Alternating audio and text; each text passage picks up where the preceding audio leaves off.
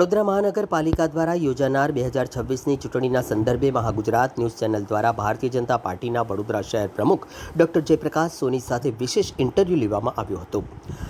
આ વાર્તાલાપ દરમિયાન ડૉક્ટર જયપ્રકાશ સોનીએ આવનારી 26મી એપ્રિલે યોજાનારી ચૂંટણીને લઈને મહત્વપૂર્ણ મુદ્દાઓ પર પોતાના વિચારો વ્યક્ત કર્યા હતા।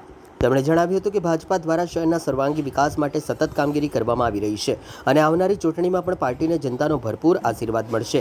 આ ઉપરાંત તેમણે પ્રચાર અભિયાન, કાર્યકર્તાઓની મહેનત તેમજ મતદાતાઓ સાથેના જોડાણ અંગે પણ માહિતી આપી હતી। તેમણે વિશ્વાસ વ્યક્ત કર્યો હતો કે વડોદરા શહેરમાં ફરી એકવાર મોટી લીડથી ભાજપ વિજયનો ઝંડો ફરકાવશે। મહાગુજરાત ન્યૂઝમાં તમારું સ્વાગત છે સાહેબ। પ્રચાર પ્રસાર અંતિમ ચરણમાં છે। 19 વોર્ડ 76 ઉમેદવારો રાત દિવસ એક કરીને પ્રચાર પ્રસાર કરી રહ્યા છે।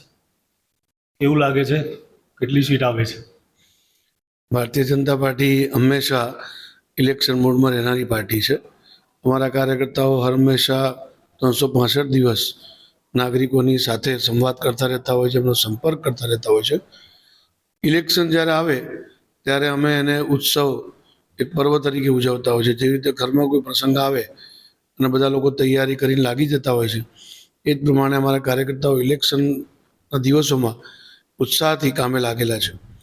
આજે 19 વોર્ડની અંદર અમારા ઉમેદવારો પણ ખૂબ સારી રીતે પ્રચાર પ્રસાર કરી રહ્યા છે। ફેરણીનું માધ્યમ હોય કે ગ્રુપ મિટિંગનું માધ્યમ હોય કે સભાનું માધ્યમ હોય, દરેકે ઘરે ઘરે જવાનું, સંપર્ક કરવાનો, વાત કરવાની અને એમના જે પ્રશ્નો છે એનું ભવિષ્યમાં નિરાકરણ આવે એવી બાંહેધરી પણ આપવા માટે ઉમેદવારો હંમેશા એમની સાથે સંવાદ કરતા હોય છે અને ખૂબ સારો પ્રતિસાદ નાગરિકો તરફથી બી મળી રહ્યો છે અને ઘણી જગ્યાએ તો બહુ સારી રીતે સ્વાગત પણ મારા ઉમેદવારોનું થઈ રહ્યા છે।